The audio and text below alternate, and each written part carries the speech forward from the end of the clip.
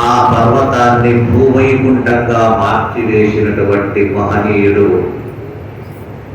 రోజు లక్షలాది భక్తులకు తన దర్శనమిచ్చి అనుగ్రహించు దేవదేవుడు ఆదిదేవుడు వెంకటేశ్వర స్వామి. అతని పాదపద్మములకు మీ అందరి తరపున నమస్కరిస్తూ ఈనాటి కార్యక్రమాన్ని మొదలు పెడతాము.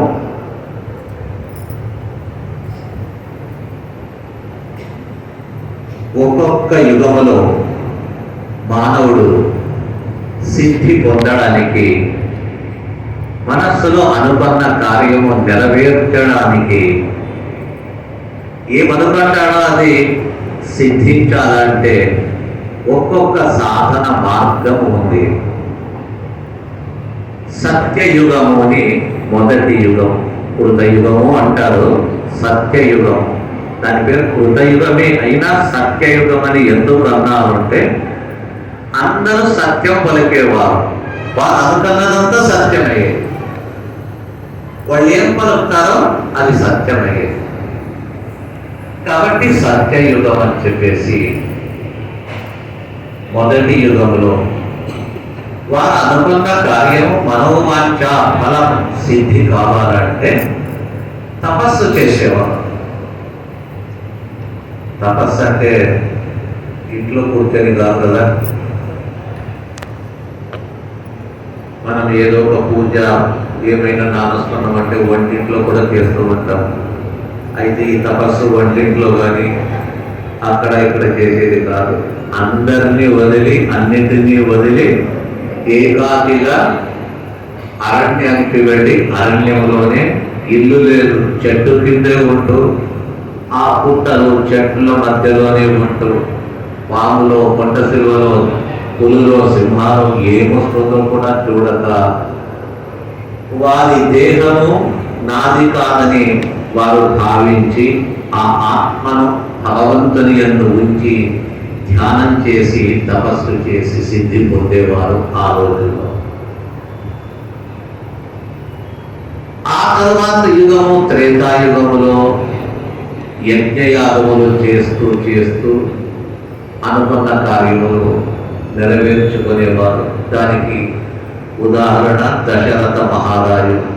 60,000 సంవత్సరములు అతనికి వయస్సు దాటిన సంతానం కలగలేదని బాధ చేత గురువులు చెప్పిన మార్గము ద్వారా పుత్రకామేష్టి అశ్వమేధ యాగాన్ని చేసి సత్పుత్రులను పొందాడు కదా.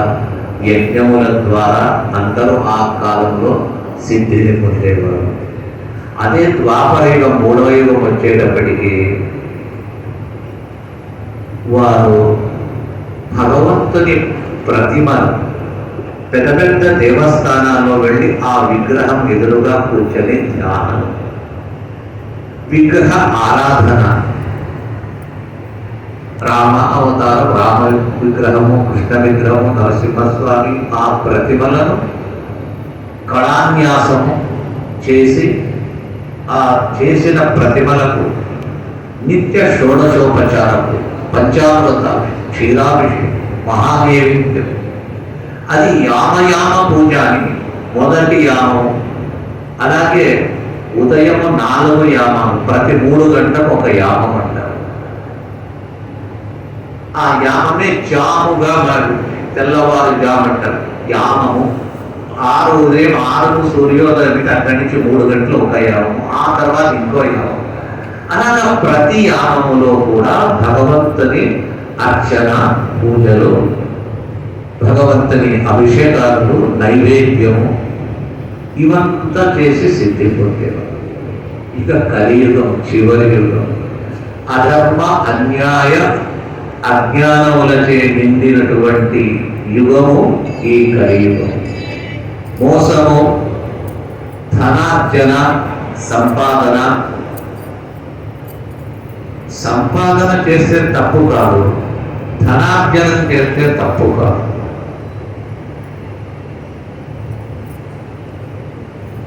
మేఘములు నీటిని వర్షిస్తుంది. సూర్యుడు తన కిరణములతో భూమిలో ఉండే నీటిని తీసుకుపోతాడు. సూర్యుని తిడతామా మనం? తన కిరణములకే నీటిని తీసుకుబడిపోయాడు ఈ సూర్యుడు. ఎందుకు తీసుకెళ్తాడు? తీసుకువెళ్ళి మనం డబ్బులు తీసుకెళ్ళి బ్యాంకులో పెట్టినట్టుగా సూర్యుడు ఆ నీటికే మేఘములను ఉత్పత్తి చేసి మేఘములో దాపెడతాడు. అది ఎప్పుడు పడాలో భగవంతుని నిర్ణయానుసారంగా వర్షం పడుతుంది. అలాగే సూర్యుడు నీటిని గ్రహించి ఒక మంచి కార్యానికి వినియోగించినట్టుగా మనము ధనము సంపాదించి ఆ ధనాన్ని మంచి కార్యానికి ఉపయోగం చేస్తే అప్పుడు ధనార్జనము తప్పుగా. తన భార్య బిడ్డలు పిల్లలకు ఇవ్వకుండా అంత ఇచ్చేసేయమని ఏ శాస్త్రములు చెప్పలేదు. మీరు అనుభవించండి, మంచిదానికి దాన్ని వినియోగించండి. ఇలాంటి కలియుగములో ఈ దీంట్లో సతమతమైపోయేటప్పుడు అతనికి ఏదైనా మనస్సులో ఉండే కోరికలు నెరవేర్చుకోవాల, బాధలు, దుఃఖములు ఉంటారు. అది ఎలా పరిహారం అవుతుంది? తపస్స అడగే లేదు, అరణ్యాన్ని కొట్టేస్తారు. యజ్ఞయాగముల నిజమైన యజ్ఞయాగాలు ఒక యాగం చేయడానికి కొన్ని కోట్లు కావాలా, 2-3 సంవత్సరాలు పడుతుంది. ఇలా కొన్ని ఎంత సంక్షేమంగా చేసినా కొన్ని నెలలు పడుతుంది యజ్ఞాలు, పెద్ద పెద్ద యజ్ఞాలు. అది ఎవరు చేస్తున్నారు? యజ్ఞయాగం లేదు, ఏమీ లేదు. అప్పుడు నారద మహర్షిని పిలిచి మహావిష్ణువు చెప్తారు. వాళ్ళిద్దరూ చాలాసేపు సంభాషణ గావిస్తారు. ఈ యుగంలో జనాలు కష్టముల నుంచి బయటికి రావడానికి ఏ మార్గం ఉంది, ఏ మార్గంలో వెళ్ళాలా? అప్పుడు నారద మహర్షి ప్రశ్నకు నారాయణుడు ఉత్తరం ఇస్తాడు. చూడయ్యా, కలియుగము చాలా చిన్నది. కృతయుగములు సత్యయుగములు కంపేర్ చేస్తే అది చాలా ఎక్కువ, లక్షల లక్షల సంవత్సరాలు అయితే కలియుగం చాలా తక్కువ.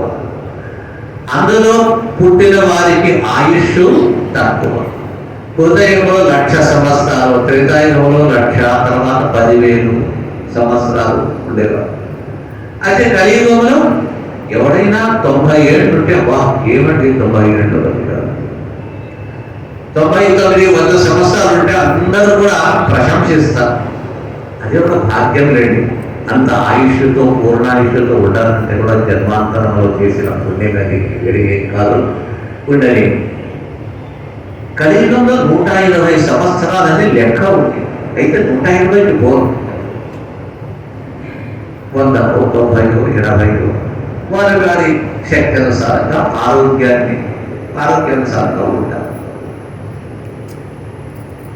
మొత్తానికి కలియుగంలో ఆయుష్ తక్కువ, మేధాశక్తి తక్కువ. ఆ ఋషులు వెనకటి కాలంలో తపస్సు చేసి వచ్చిన తర్వాత వారికి ఇంట్లో కూర్చుంటే కూడా తర్వాత ఏం చేయగలుగుతాము, ఎవరు ఏమంటారు, ఇవన్నీ కూడా ముందు చేయబోయే పనులు వాళ్ళ స్మృతికి వస్తుందట ఒకేసారి. ఆ శక్తి వాళ్ళకుంది. ఇప్పుడు ఏమంది? ఏమి లేదు. ఏం చేస్తే పాపముల నుండి బయటికి పడతారు, కష్టాల నుంచే బయటికి పడతారు. ఆయుష తక్కువ, మేధాశక్తి తక్కువ, యజ్ఞములు చేసే స్తోమత లేదు. మహావిష్ణువు చెప్తాడు, ఒకే ఒకటి నేను కలియుగ వాసుల కొరకు ఒక గిఫ్ట్ ఇస్తాను. ఏమా గిఫ్ట్ అంటే, ఎవరు భక్తిచే నా నామమును స్మరిస్తారో వారికి ఒక్కొక్క నామస్మరణానికి ఒక్కొక్క యజ్ఞం చేసిన ఫలితం నేను ఇస్తాను. కాకపోతే భక్తితో చేయండి. భక్తి లేకుండా ఉచ్చరిస్తే ఫలితం రాదు. మనసారా ఆ భక్తికి భగవంతుని పిలిస్తే తప్పకుండా ఓంటారు. తన భక్తుని పిలుపుకు భగవంతుడు ఎలాగా సమాధానం ఇస్తాడంటే, ఆవు దూడలు కలిసి మేస్తూ ఆవు కాస్త దూరంగా వెళ్ళిపోతే, ఆ దూడ తన ఆవు కనిపించకపోతే ఏమంటుంది? మనకు మాటలు వస్తుంది, దానికి మాటలు రాదని మనం అనుకుంటాం. కాదు, అదే చేస్తుంది. తన తల్లిని గట్టిగా పిలుస్తుంది. అమ్మాని పిలిచేటప్పటికి అది పరిగెత్తు వస్తుంది. ఎందుకు? నా చిన్న ఈ దూడ ఏం ఆపదలు ఉందో ఏమో, నేను కూడా నా బిడ్డను చూడాలని చెప్పేసి గోవు ఆ వర్షము కొరకు ఎలాగా పరిగెత్తుకుంటూ వస్తుందో, భగవంతుడు మనం పిలిస్తే అతడు పరిగెత్తుకొని ఆవు వలె మన దగ్గరకు వస్తాడు. అయితే అతడు ఆవు అంటే మనము దూడలు కావాలి. ఆ దూడ తన తల్లిని మనసారా పిలుస్తుంది. మనము పైచూపుకు నారాయణ హరినారాయణ కృష్ణ అయిపోయిందా పుణ్యేశ్వర స్వామికి వదిలిపెడతారా, త్వరగా వెళ్ళిపోతాం అని హరినారాయణ ఎంత అన్నప్పటికీ కూడా మనకు ఫలితం రాదు. మనం ఇక్కడ కూర్చున్నా కూడా ఈ ఇంటి ధ్యాస అంతా వదిలిపెట్టేసేయాలి. భోజనం పెట్టేవాళ్ళు పెడతారు, ఇంటి పని ఎంత మీరు ఎవరో పని గొప్ప చెప్పేసి వచ్చేసారు కాబట్టి ఇప్పుడు బాధ్యత ఏం లేదు. ప్రస్తుతం అంతా వదిలిపెట్టి మనసారా తదేక దీక్ష చేత ఆ భగవంతుని పిలిచేటప్పుడు వీళ్ళందరూ కూడా బాహ్య ప్రపంచాన్ని విస్మరించి ఆ భగవత్ నామస్మరణాన్ని చేయండి. అదే మనకు శ్రీరామ రక్ష. ఇంకోటి, ఆయుష్ పెరగాలంటే కూడా దేవుని స్మరణ. డాక్టర్లు వైద్యులు ఔషధం ఇస్తారు, ఇవన్నీ లౌకికంగా అది కావాలి. అయితే లోపల నుండి ప్రేరేపించేవాడు ఆ భగవంతుడు. తన నామమే ఒక ఔషధమట. వైద్యో నారాయణో హరి. ఆ ధన్వంతరి రూపంగా క్షీర సముద్రం నుంచి మహావిష్ణువే బయటికి వచ్చి నా నామమంత్రాన్ని